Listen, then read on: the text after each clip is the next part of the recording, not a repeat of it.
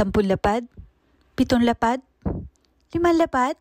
Wow! Ayuda! Para sa mga naninirahan dito sa Japan. Alam niyo na ba na magbibigay ng 10 lapad sa taong ang resident tax ay exempt o nabubuwisan lang per capital o ibig sabihin hindi kasama sa buwis. Dagdag pa dito, ang mga batang wala pang 18 years old ay makakatanggap ng 5 lapad.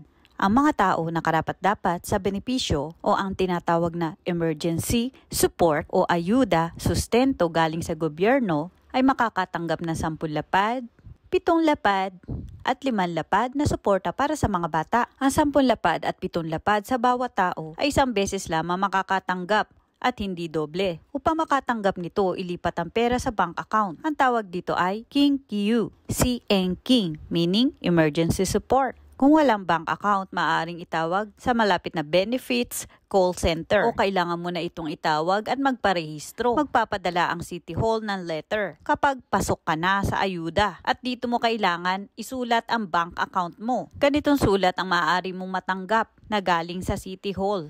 Ito ay kailangan fill-upan at kailangan ding agad ipadala sa City Hall. Ito ay ang notification of payment o confirmation letter na kung saan kapag ka nakatanggap ka na galing sa City Hall at kung kabilang ka sa kwalipikado, ikaw ay makakatanggap ng 10 lapad, 7 lapad at kung may anak ay 5 lapad bawat bata. Maaari kang magpunta sa malapit na City Hall, mag-apply at magdala lang ng resident card. Good luck na lang po sa inyo. Ito ay nireport nitong June 26, 2024. Good luck mga kabayan. Ito ang inyong tagapagbalita, Dayan News.